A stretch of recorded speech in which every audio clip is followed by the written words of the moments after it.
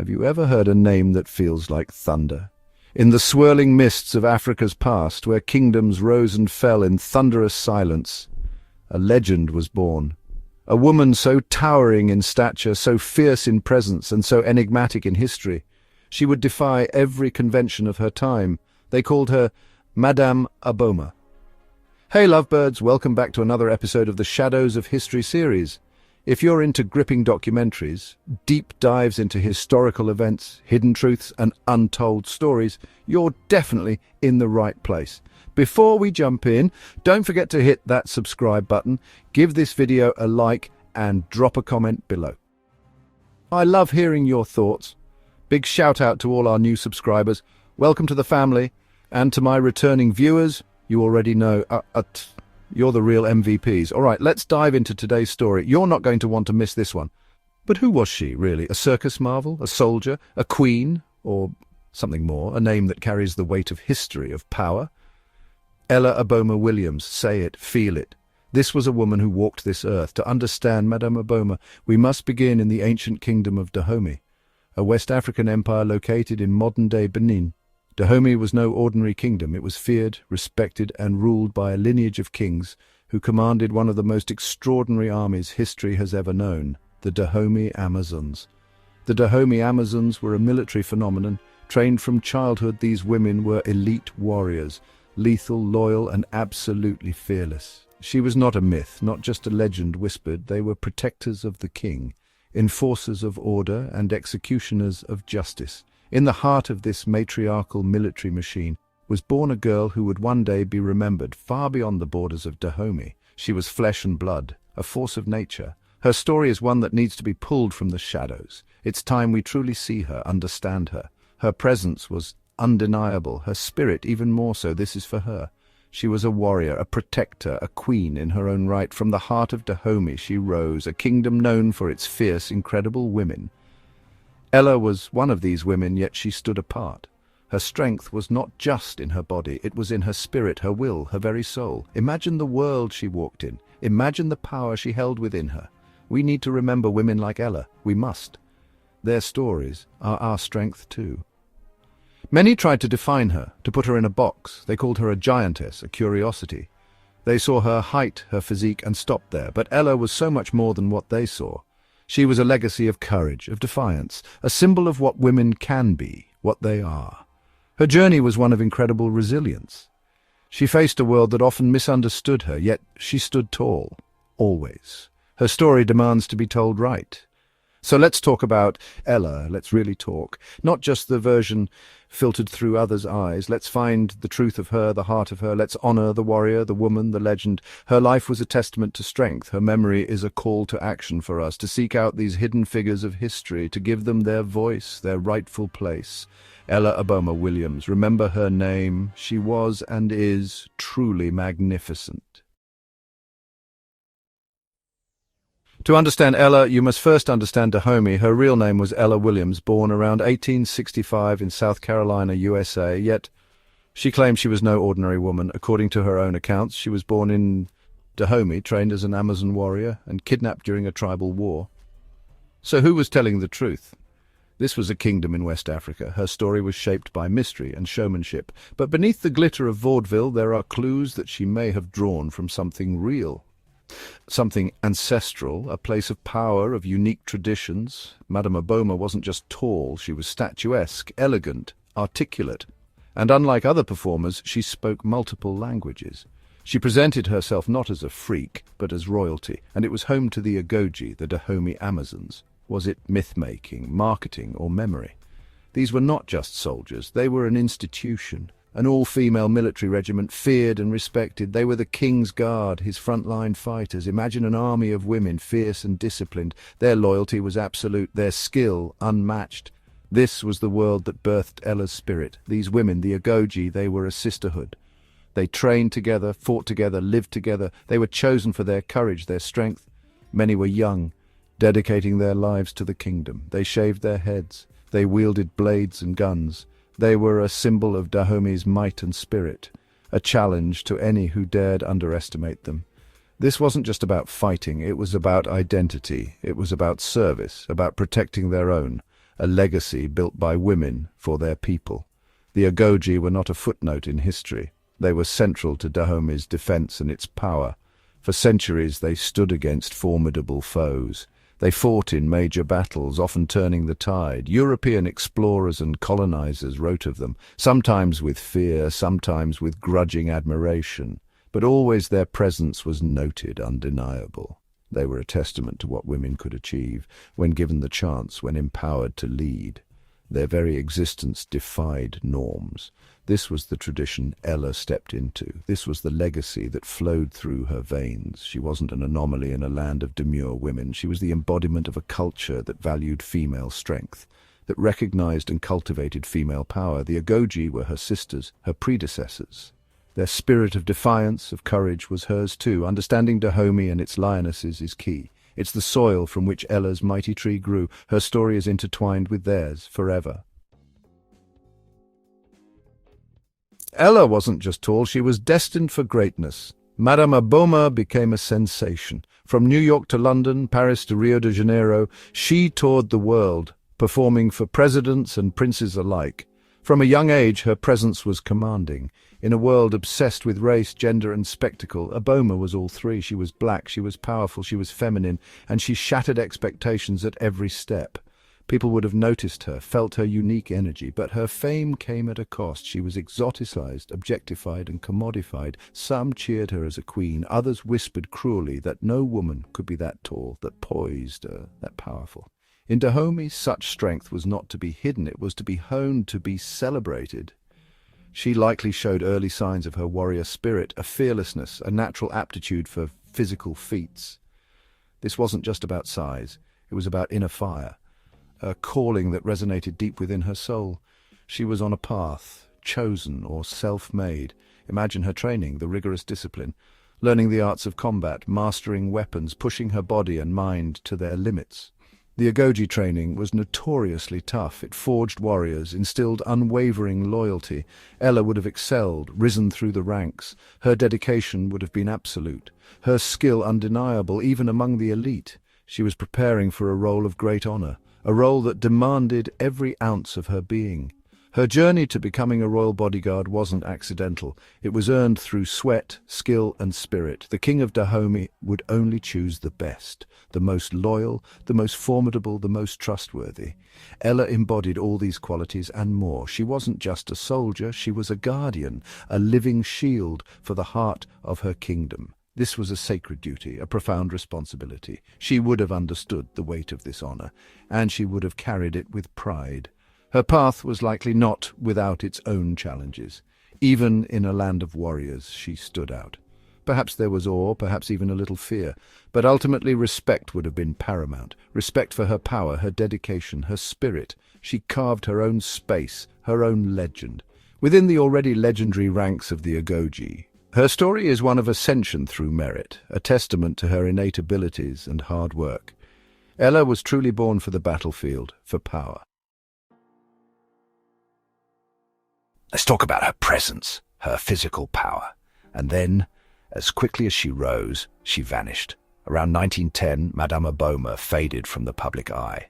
Her final performances are unrecorded, her burial place unknown, her legacy nearly erased. Ella Abomah Williams was reportedly over 6 feet tall. Was she buried in Europe? Did she return to America? Or was her spirit called back to the red earth of Dahomey? In some accounts, even taller, close to 6'5".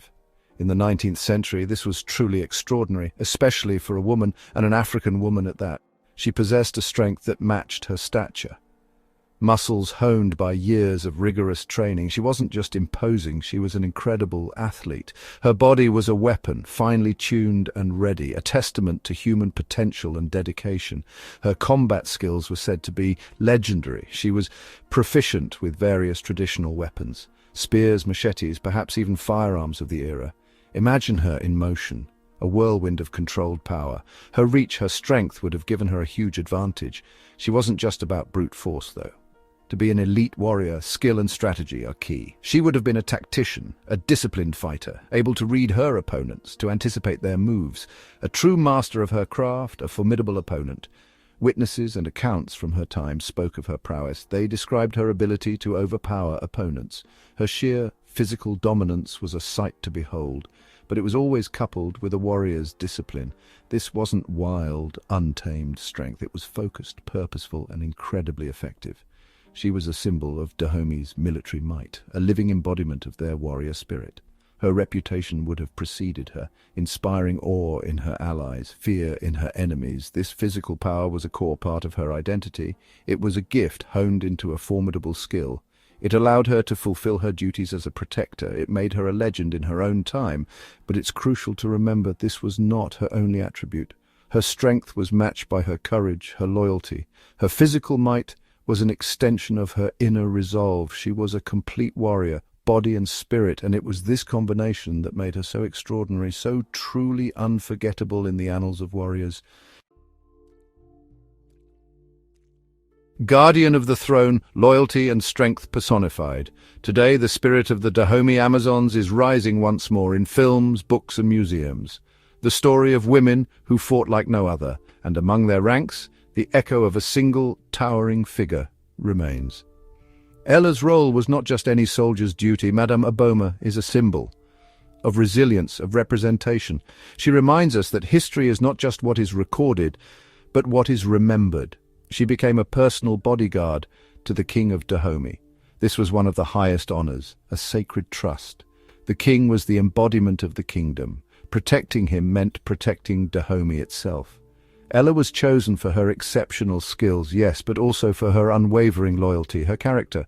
She was the last line of defense, the ultimate guardian. Imagine the immense pressure, the constant vigilance. She lived and breathed this solemn responsibility. Her life was dedicated to the safety of her sovereign. She would have been by his side in court, in public, and, if necessary, in the heat of battle. Her presence alone was a deterrent to many, a clear signal that the king was fiercely protected. She wasn't just a symbol, she was an active guardian. Always alert, always ready to defend. Her loyalty was not a job, it was her entire being. This deep commitment defined her service, a vow she would uphold with her very life. Think about the bond between the king and his guard. It must have been one of profound respect. He entrusted his life to her, to these women. She, in turn, pledged her formidable strength to him. This relationship was built on mutual trust and honor. Ella was more than an employee. She was a confidant, a silent, strong presence ensuring his security. Her dedication would have been absolute, unquestionable. She stood as a testament to Dahomey's unique traditions, where women held positions of immense power and trust. This role as a royal bodyguard was central to her story. It showcased her elite status among the Agoji. It highlighted her exceptional abilities and character. She wasn't just a strong woman, she was a trusted protector, a key figure in the royal court of Dahomey. Her service was a mark of incredible distinction. It speaks volumes about her integrity and prowess. This is a part of her legend that must be emphasized. Guardian of the throne, a title earned, a life lived. Her loyalty was as strong as her arm. Seen but not understood, the world's narrow view. In the end, Mme Abomah's greatest feat was not her height, but her ability to command the world's gaze, to rewrite the rules of race, gender, and power with every regal step. Then the world outside Dahomey began to see Ella. Was she a warrior, a queen, a performer? But did they understand her? No, not really. Or perhaps she was all of them. A legend who cannot be caged, a name that refuses to be forgotten. As colonial influence grew and Dahomey's power waned, Ella's life took a different, more public turn. She began to travel, to be exhibited, part of troops, part of ethnographic shows. The Western world saw her height, her physique, and they labeled her Amazon, giantess, warrior princess, but these labels were often shallow, sensationalized. They stripped away the context of her true role. The colonial press and showmen of the era, they had a particular way of seeing people like Ella. She became a spectacle, a curiosity to be marveled at. Her strength, once a symbol of her kingdom's defense, was now a feature of an entertainment act. Her warrior skills, honed for battle and protection, were reduced to performances on a stage. This was a profound misunderstanding, a misrepresentation. They saw the surface, the exotic, the other. They missed the depth, the dignity, the history. Imagine Ella, a proud warrior, a royal guard, suddenly thrust into this world of shows and gazes, where her culture, her power was commodified, presented as something primitive or bizarre. She was often billed alongside other human oddities. This was a far cry from the respect she held in Dahomey. It must have been a disorienting, perhaps painful experience, to be seen so widely, yet understood so little. Her story became filtered through a colonial lens, a lens that often distorted and diminished. This part of her life is crucial to acknowledge, not to dwell on the indignity, but to understand it, to see how easily true stories can be twisted, how quickly heroism can be reduced to novelty. Ella's resilience in these circumstances is remarkable. She navigated this world, likely with her head held high, but we must reclaim her narrative from this distortion. She was not merely a show, an attraction. She was a warrior from a proud tradition, and that truth needs to shine brighter. In memory of Mme Abomah, 1865, the Untold Amazon Queen of Dahomey. The fire within, beyond the spectacle's shadow. Even when presented as a spectacle, her spirit shone. You can't truly diminish a fire like Ella's. She carried herself with a dignity that transcended the stage. Reports from the time, even those focused on her appearance, often hinted at her commanding presence, her poise. She was more than just her physical attributes. There was an undeniable aura about her, a quiet strength that spoke louder than any showman's hype. This inner fortitude was her true armor. It protected her essence, even in unfamiliar lands. Think of the courage it took to face those crowds, to endure the stares, the misinterpretations. Day after day, city after city, she was far from home, far from her context, yet she maintained her composure, her selfhood. This resilience is a testament to her warrior training, not just physical but mental and spiritual toughness. She was a daughter of Dahomey, through and through. And that heritage, that strength, could not be erased. It was etched into her very being.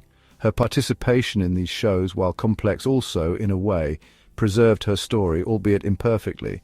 It brought her to the attention of a wider world, a world that might otherwise never have known her. Now it's our job to look beyond the posters, to see the woman behind the Amazon label, to understand the warrior behind the performance. Her spirit calls out from those old photographs and articles, demanding a deeper look, a truer understanding. She was navigating a new world on her own terms as much as possible. Ella's fire was her unwavering sense of self, her connection to her roots, her warrior identity. This was the core of her, unshakable. The world around her might have tried to define her, but she knew who she was, a protector, a guardian, a woman of immense strength. This inner knowledge was her constant companion. Her legacy is not just in her deeds in Dahomey, but also in her quiet defiance, her enduring spirit. She remained a queen, even without her throne room. Her true crown, a legacy forged in courage. So what is Ella Abomah Williams' true legacy? It's not just about being a tall woman or a show performer. Her true crown is forged in courage and resilience. She was a bona fide warrior, a royal protector, a woman who held immense responsibility in her homeland. Her skills were real, her service was vital. This is the foundation of her story. This is the truth we must elevate and celebrate. She represents the strength and power of African women, a lineage of queens and fighters often overlooked. Her legacy is a challenge to historical narratives, the ones that have often ignored or minimized black women, especially black women who defied expectations. Ella's story forces us to look again, to dig deeper, to question what we've been told. She reminds us that heroines come in many forms and that their stories are essential to our understanding. Her life bridges two worlds, Dahomey and the West, and in that bridge there are lessons of strength, lessons of survival, and the fight for dignity. Remembering Ella is about reclaiming history. It's about giving voice to the silenced. Her life wasn't simple. It was complex and layered. She was a product of her culture, a force within it. And then she encountered a world that didn't understand, yet through it all, her essence as a powerful woman endured. Her legacy is one of inspiring strength against odds, a reminder that true power cannot be easily extinguished. She stands as a symbol for all who fight to be seen, for all who carry their history with pride. Her true crown is not made of gold or jewels. It's woven from her spirit, her bravery, her unique journey. It's the respect she earned in Dahomey. It's the dignity she maintained in foreign lands. It's the inspiration she offers us today. Ella Abomah Williams deserves to be remembered, Not as a footnote, not as a curiosity, but as a true heroine, a Dahomey warrior. Her story is a vital thread in the tapestry of our world. Let us honor her by telling it fully and truthfully. Listen for the lionesses, our unsung queens rise. Ella's story is not just about the past, it's a call to action for us right now. There are so many Ellas in history, so many lionesses whose roars have been muffled, whose stories have been buried or twisted. It is our job to seek them out, to listen for their whispers, their echoes, to amplify their voices until they are heard clearly. These women are not just figures, they are inspiration. They show us the vastness of human courage. Recognizing unsung heroes, especially women of color, it changes how we see ourselves, our world. It expands our understanding of strength, of leadership. It provides role models for new generations. Ella's life, her power, her resilience. These are qualities that inspire greatness in all of us. When we honor these true heroines, we honor ourselves. We connect to a legacy of power that is our birthright. It's about filling in the missing pieces of our collective story, making it richer, truer, and more empowering. So let the story of Mme Abomah ignite a fire in you, a fire to learn more, to question more, to look beyond the easy narratives, the accepted versions. Seek out the untold legends in your own communities, in your own histories, in your own families. Every story of resilience, of quiet strength matters. Every reclaimed narrative is a victory. This is how we build a more complete, more just world, by acknowledging all who have shaped it, especially those who fought from the margins. Ella Abomah Williams was a queen, a warrior, a force. Her presence was a gift, her story a treasure. Let us carry her memory forward with pride. Let us ensure that she and others like her are never forgotten. Their legacies are not just history, they are fuel. Fuel for our own journeys, our own battles. Listen closely. You can still hear the lionesses. They are roaring for us. It's time we roared back. Let their strength be our guide. The unsung queens are rising. Let us rise with them. Let me know your thoughts in the comment section.